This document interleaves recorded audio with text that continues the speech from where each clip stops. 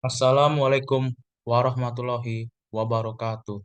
Shalom, Om Swastiastu, Namo Buddhaya, salam kebajikan. Perkenalkan, nama saya Yosua Apriando Sialagan dengan NIM B1B1220001, Program Studi Ilmu Pemerintahan Universitas Jambi. Di sini saya akan menjelaskan mengenai materi yaitu konsep politik dan hubungan ilmu sosial lainnya.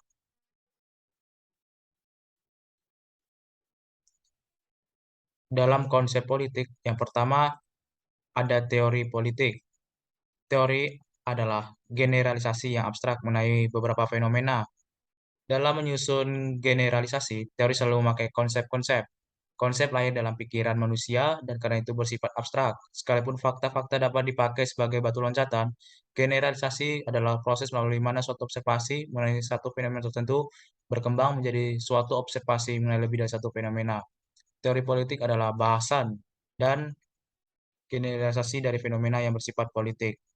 Teori politik adalah bahasan dan renungan atas yang pertama ada tujuan dari kegiatan politik, kedua ada cara-cara mencapai tujuan itu, tiga kemungkinan-kemungkinan dan kebutuhan-kebutuhan tertentu, empat kewajiban-kewajiban yang diakibatkan oleh tujuan politik itu.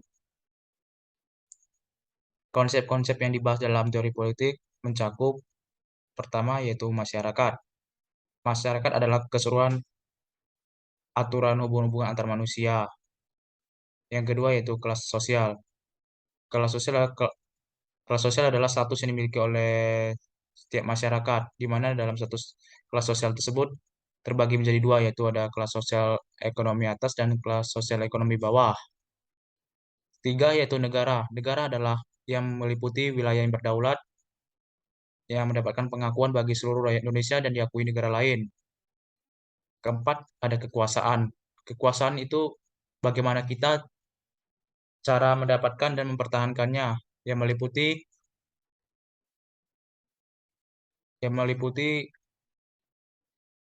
kedudukan, kekayaan, dan kehormatan.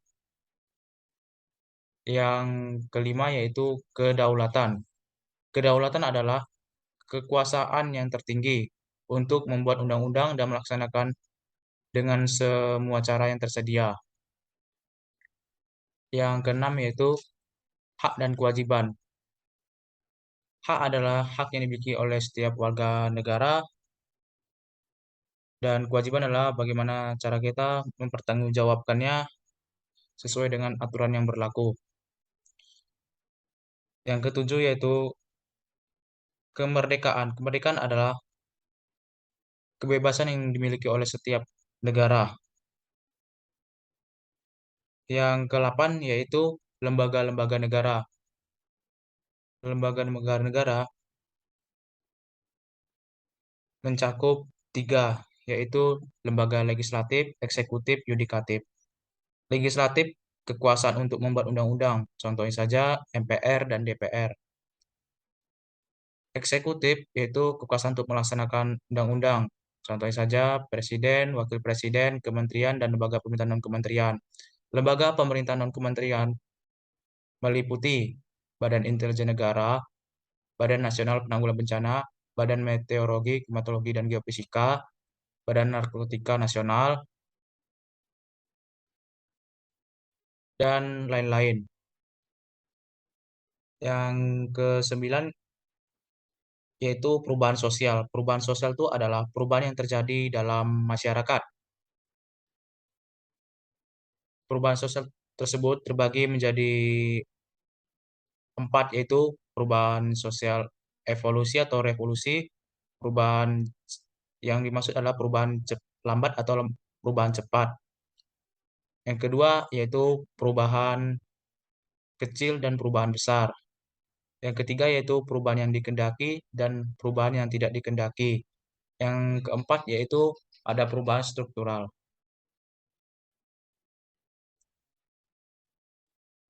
10 yaitu pembangunan politik, yaitu bagaimana cara kita menyikapi dalam proses pembangunan politik yang ada dalam negeri. 11 yaitu modernisasi. Modernisasi tersebut adalah proses mengarah ke arah yang lebih modern, baik itu teknologi dan lain-lain sebagainya.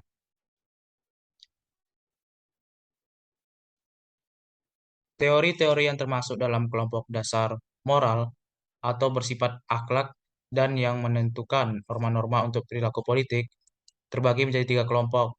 Yang pertama yaitu ada filsafat politik.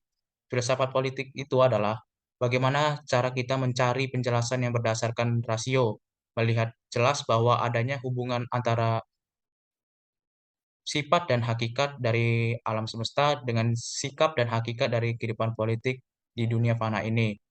Lanjut berikutnya yaitu ada teori politik sistematis.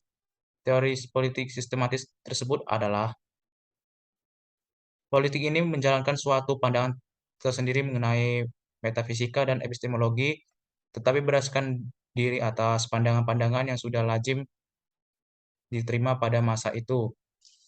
Lanjut berikutnya yaitu tentang ideologi politik. Ideologi politik adalah himpunan nilai-nilai atau ide-ide, norma-norma, kepercayaan atau keyakinan yang dimiliki seseorang atau sekelompok orang.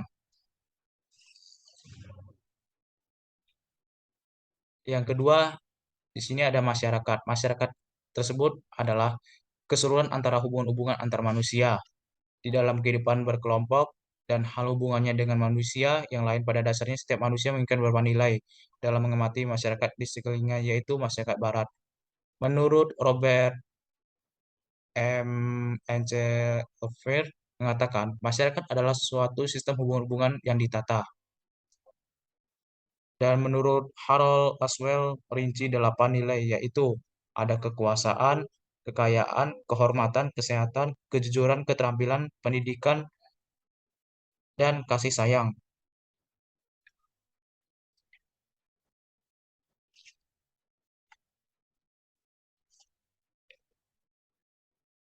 Di sini ada yang namanya yaitu tiga,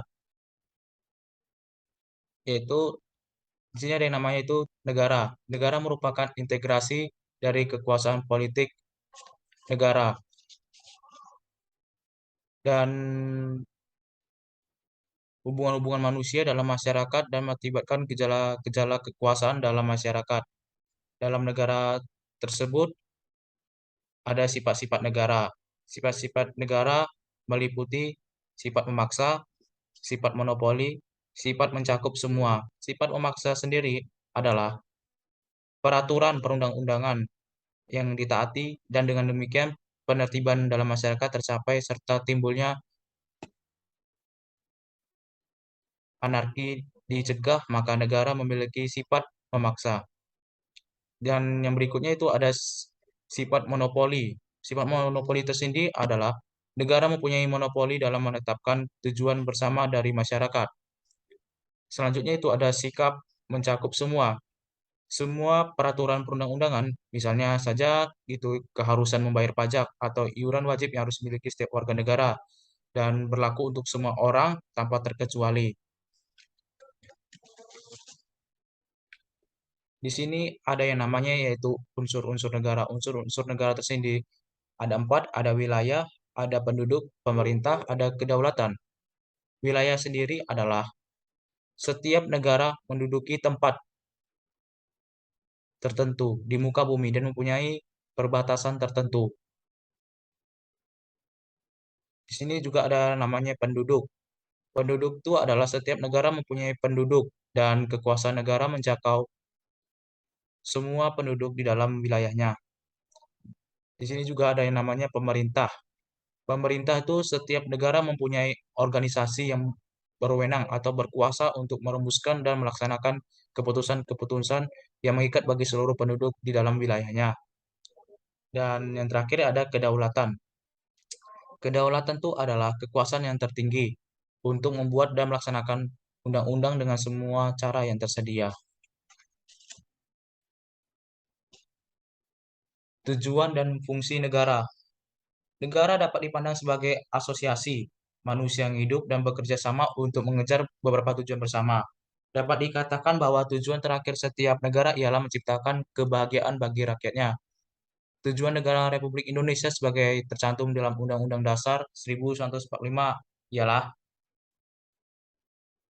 negara Indonesia adalah bila tujuan negara Republik Indonesia sebagai tercantum dalam Undang-Undang Dasar 1945 yaitu melindungi segenap bangsa Indonesia dan seluruh tumpah darah Indonesia, memajukan kesejahteraan umum, mencerdaskan kehidupan bangsa dan ikut melaksanakan ketertiban umum sosial bagi seluruh Indonesia. Dan di sini ada konsep kekuasaan. Pengertian dari konsep kekuasaan di antara konsep politik yang banyak dibahas adalah kekuasaan. Hal ini tidak mengherankan sebab konsep ini sangat krusial dalam ilmu sosial pada umumnya dan dalam ilmu politik khususnya. Malahan pada suatu ketika politik dianggap identik dengan kekuasaan. Biasanya kekuasaan diselenggarakan melalui syarat yang jelas. Ini sering dinamakan kekuasaan manifest. Contoh dari kekuasaan manifest ialah seorang polisi menghentikan seorang pengendara motor karena melanggar peraturan lalu lintas. Sumber kekuasaan terbagi menjadi tiga, yaitu ada kedudukan, kekayaan, kepercayaan. Dan berikutnya yaitu ada namanya konsep politik. Konsep politik ada lima. Ada pandangan klasik, kelembagaan, kekuasaan, fungsionalisme, dan konflik. Pandangan klasik itu bagaimana negara sebagai fokus kalian dan usaha-usaha yang ditempuh warga negara untuk membicarakan dan mewujudkan kebaikan. Berikutnya itu ada kelembagaan. Kelembagaan itu hal yang berkaitan dengan penyelenggaraan negara. Berikutnya kekuasaan. Kekuasaan yaitu politik sebagai kegiatan mencari dan mendapatkan kekuasaan serta mempertahankan dalam masyarakat. Keempat, itu ada fungsionalisme. Fungsionalisme itu ilmu politik sebagai kegiatan untuk merumuskan dan melaksanakan kebijaksanaan umum. Yang terakhir yaitu konflik atau pertentangan. Konflik itu adalah perbedaan pendapat, perdebatan, persaingan, bahkan pertentangan atau perebutan dalam upaya mendapatkannya.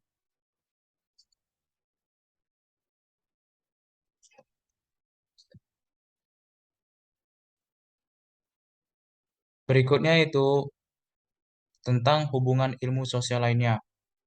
Di sini ada ilmu politik dan ilmu hukum, yaitu bagaimana cara kita menciptakan legalitas dalam dunia politik. Dan berikutnya sini ada namanya hubungan antara ilmu ekonomi dan politik. Dari bagan tersebut, yaitu pengertiannya bagaimana eksekutif kebiri legislatif. Akibatnya pembangunan politik turun dan pembangunan ekonomi naik. Dan di sini ada hubungan antara ilmu sejarah dan ilmu politik yang terbagi menjadi tiga pilar atau tujuan pembangunan rejim Orba Orde Baru.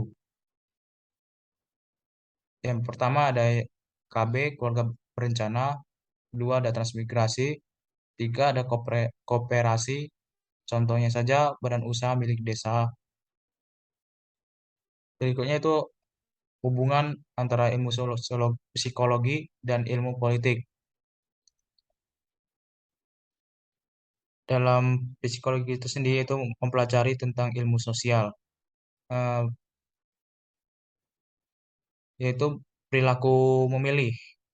Dalam perilaku memilih ini ada secara tradisional, rasional, dan kritis. Secara tradisional terbagi menjadi dua, yaitu secara sosiologis yang dipengaruhi oleh lingkungannya, dan secara psikologi yaitu rasa senang atau bangganya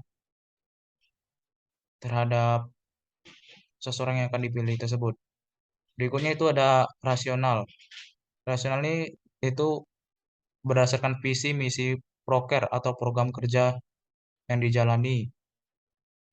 Berikutnya itu ada kritis, yaitu mengenai identitas yang dimiliki seseorang yang akan dipilih tersebut melalui agama dan daerahnya. Baik, demikian yang bisa saya sampaikan. Kurang lebihnya, mohon maaf, saya kiri. Terima kasih.